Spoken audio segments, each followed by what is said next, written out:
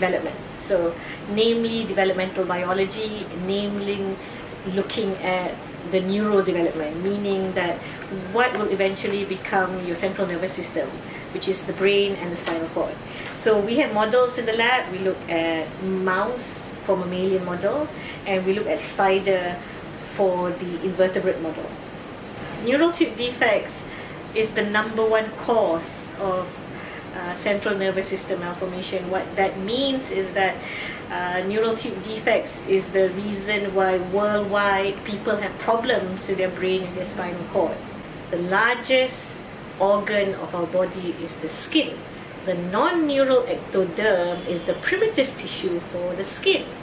And the neural ectoderm is what will become the neural tube and will become the brain and the spinal cord.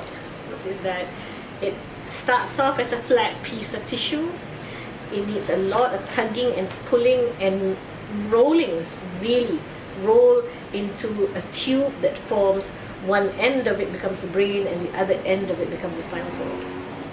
When I went to school, Asunta Primary accepted me, even though I was the only person, again, on crutches. Asunta Secondary had Sister Enda Ryan as the principal, and the first thing that she did when she saw me on the first day of school was that she came and hugged me. That year, Form 1, every single examination, including the final exam, I scored #1 in my class. So it's really about the feeling of acceptance. I think only College Mara Seremban was the only college under the University Kebangsaan Malaysia matriculation system that wanted to take me in. There were seven schools, but only Mara accepted me. Mara looked after me. Mara made the ramps for me so that I could travel from my dormitory to my academic block without any hindrance. I could just push my wheelchair directly. So that was the first time that I felt, wow, Malaysia cares.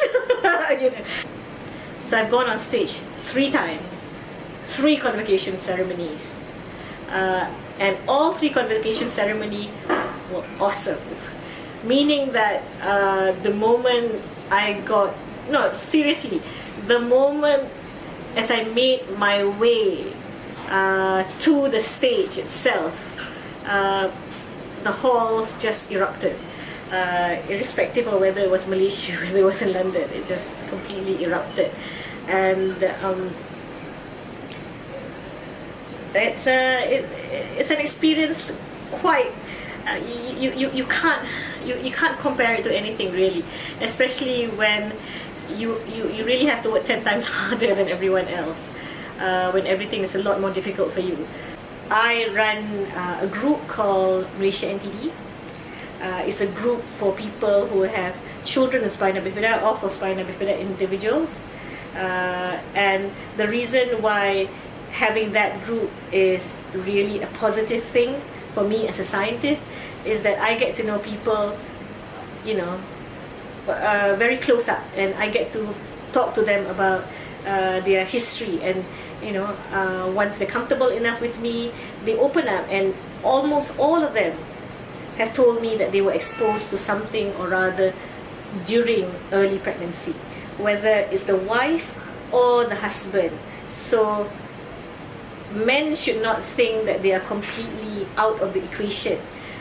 When it comes to the development of the fetus, both the egg and the sperm contribute to the formation of the zygote.